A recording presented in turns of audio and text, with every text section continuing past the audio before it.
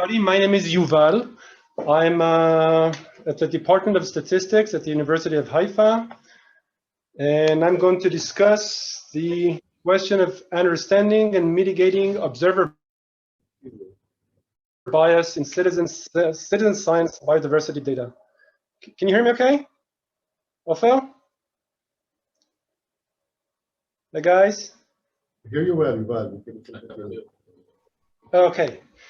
So our topic lies at the intersection of two fields. The first is what's called statistical models for species distribution. And the second is citizen science.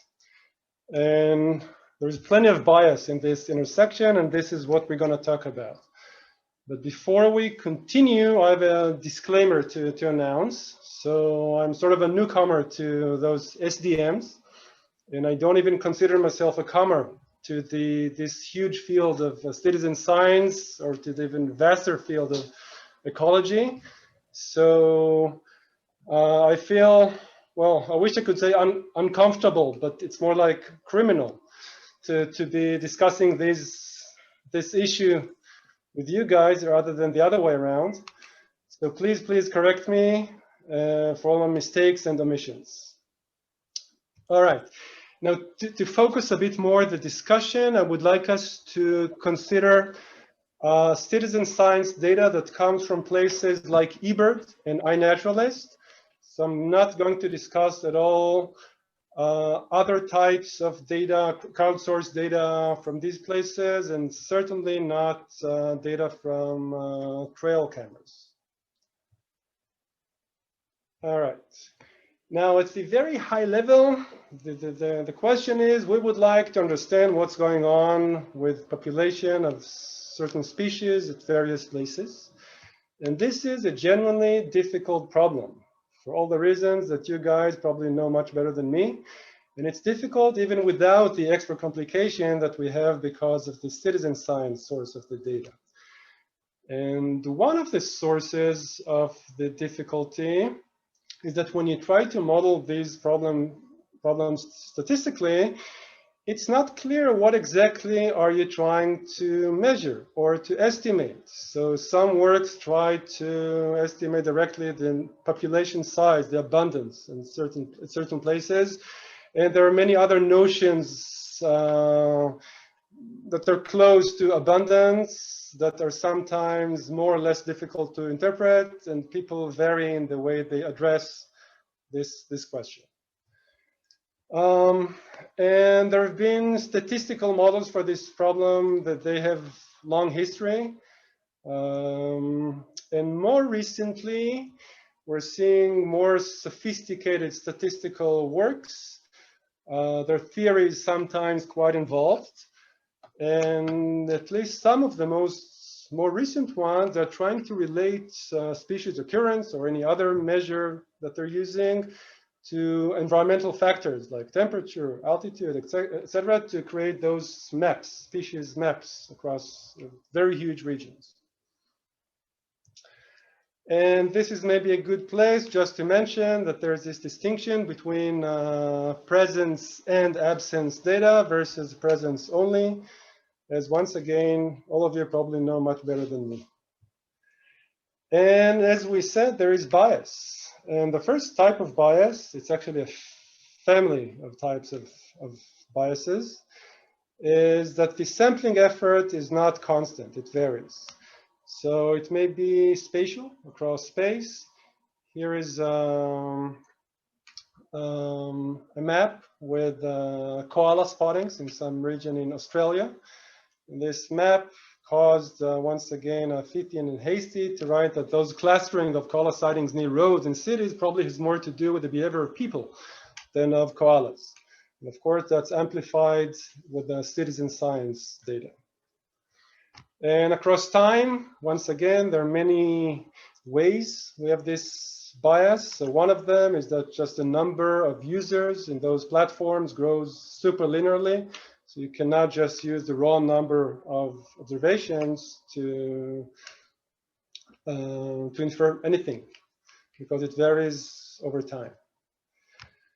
And how did statistical work so far accounted for these types of bias. Here are some ways.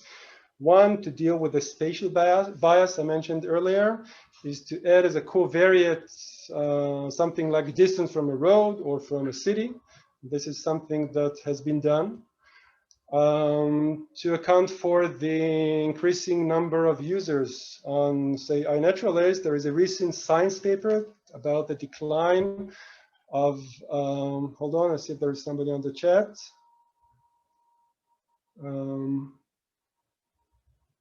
Okay. The declined population of butterflies in West United States. And what they did, they just took the raw numbers of butterfly species observation and just divided it by the sheer volume of all iNaturalist observation at that year to get sort of a normalized figure. And in another direction, it's not exactly correcting bias, but there are works that use something like list length, which is the number of distinct species recorded on a visit, as some measure of how serious, how devoted the effort of the observer. And they can use this information to correct for some issues in the data. The second type of bias is something that is a little bit in the spirit of what I just mentioned. It's something about the behavior of individual observers. And some of them have a taste. They prefer to document certain species rather than others.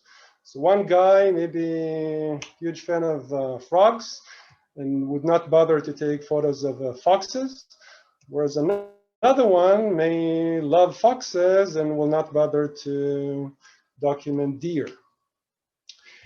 And it turns out that this variability is quite strong. And we know that because we, in the sense that Dan and Ofer did that, they actually asked people who are observers, and it turned out that there is a huge variability across observers. And Dan, maybe you'll correct me if I'm wrong, that it's specifically, especially strong in those observers that are avid observers. I think you mentioned something. I may be wrong at this point. And as far as I know, and please correct me if I'm wrong, that this specific point did not get a lot of attention in the literature. I saw it mentioned several times, but I did not see any of the model that addresses it directly.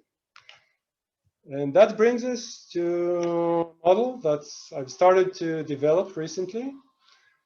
And it tries to account for both types of bias that I've just mentioned. But it's less ambitious in the sense, for example, that it does not try to relate the occurrence or whatever it is to those environmental factors, even though I think we can add that at some later points. And just to focus ourselves a bit more throughout, I'm going to let's just think on a single target species. We're trying to see what's going on with this single species. And let me once more say that this is very much a work in progress. I'm going to present the most basic form of the model. I already have ideas, some of them starting to work, how to make it more complicated and more general. So here's how we think of how the data comes. There is the target animal, say a bear, and there are hikers, potential observers, and they're in the wild. And sometimes there is an encounter, there is a sighting.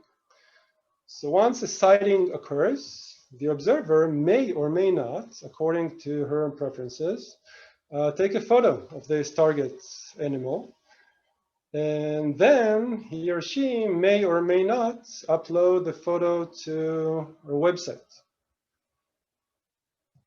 So in principle, we could ask people, when you see a bear, how likely are you to take a photo and to upload it on the photo?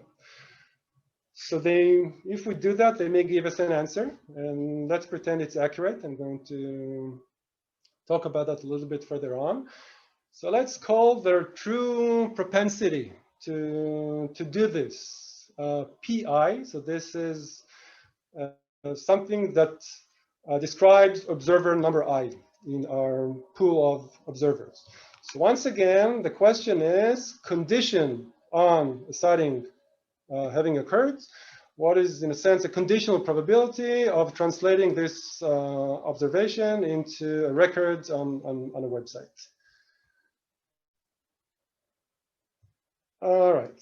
Now, of course, it makes no sense to ask everybody this question, but we can ask some people. We can pass questionnaires, as we did in a sort of a preliminary pilot study over here in Israel. We got answers from how many, Dan? How many people?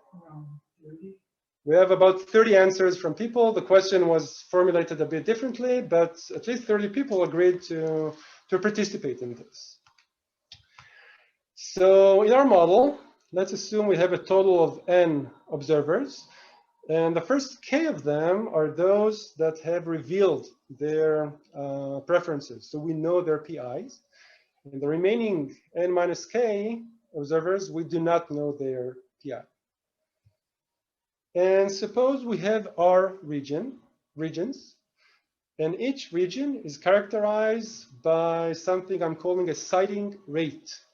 And this is the main thing we're trying to estimate here. It's the rate at which observers see the target animal in this region. So a little bit more precisely, we're saying that if an observer spent t units of time at region R, then the observations come as a sort of a time homogeneous Poisson process.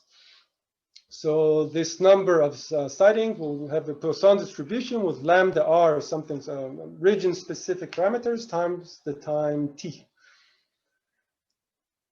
So how does the data look like for us to be able to process it? It has two components. The first is those PIs of those k observers who have revealed those PIs to us. And the second is a table that looks something like this. So each row here is a visit to the field. We have observer with observer ID 71 who went to region 1, spent there, say, 90 minutes and took 2 photos. And some of them are red because we know their PIs, and some of them are not. Now, I know it's a difficult problem, say an iNaturalist, to infer the time an observer spent in the field on a visit, but let's suppose we know this time, at least for the time being. And then, under certain assumptions, we have some analysis that allows us to estimate both the lambdas of those regions and, as a byproduct that may be of interest to, I don't know, sociologists or other scientists, to estimate those propensities, those PIs that did not reveal their preferences earlier. And here is a very short, very small simulation result. Suppose we have 3 regions with lambdas that are 0.1, 0.1, and 0.3. So 0.1 means that once every 10 minutes, an observer observes the animal. And we have 12 observers. Only 4 of them we know their preferences. So they're a third of the observers. And suppose there were 100 visits to each of the areas. And the composition of the visitors is such that in region number 1, 25% we know their P's, in the second one, 10%, and in the last one, none of them. We know nothing about the tastes of the people in region number 3. So even though the K is 4, which is a third of 12 in terms of observations, or in terms of visits, it's about 10% of the visits are by people whom we know their preferences. And still, we are able to estimate those PIs. And you can see how the histograms of the simulation are very neatly around the true values. And the most nice thing, and that's true even for the region where we knew initially nothing about those those preferences of the people who visited this region. So what I hope, is new in this model? First of all, I think this is the first model that tries to capture the model directly the taste of individual observers, not the distribution, but the individual ones. And the second thing is that we are using more detailed information about a small minority of observers, say 10% of the observation, and we're still managed to be quite spot on what's going on because of this small part of the data to say something about the other observers. So that may be a direction interesting to follow. And there are, of course, plenty of issues here. I'm aware of many of them. And when we start a discussion, I would love to discuss all of them with you. So first of all, those preferences may well vary over time. That may be on the time scale of years because people change their tastes, or it may be even on a single visit. You know, I'm more likely to take a photo of the first bear I see and not the 10th. So maybe we want to take care of that. I have some ideas of how to do it. I know how to do it in sort of a statistically chicken way, but I'm still trying to get a handle of how to do it in a more accurate way. Another question is, how accurate are the answers that we're getting from the people if we ask them in such a way? People are often not very good in judging probabilities, including about themselves. That's well known. So we will have to pay special attention of how we ask them. And I once, long time ago, read an article in psychology that said that it's a very bad idea to ask people, what is the probability that such and such happened? It's much better to ask something like, suppose you saw 10 bears. How many of them do you think you will want to be able to take a photo and upload? That gives much more accurate answers from people, so we need to take care of that, of course. Those lambdas certainly vary over time. You know, some animals hibernate, some animals are nocturnal, but this is not a very big problem. With enough data, you can just stratify it according to time of day or impose some non-homogeneous, time-homogeneous percent process for the sighting process. This is not such a serious problem, I think. There is a question of defining regions. I'm not ecologist, but what I had in mind that the region is something around few square kilometers, similar to pixel in those statistical articles, papers I read, maybe even along specific trails, that would be a region. I don't know, we need to discuss that. There is a question, maybe we can combine data across species, not to deal with only a single one. I'm not very optimistic about that it will help us in terms of deducing preferences, but it might help us to get the time duration of a visit. If you see that the user uploaded photos of other species across some time range, that of course can help us for our species of interest. And there is, of course, the question of how many people do we need to solicit the Ps from, how to quantify that. There is a question, maybe certain species are better suited for the model compared to others. I would love to hear your opinion about that. And there are certainly more questions and issues to address, but this is what I have so far. Thank you.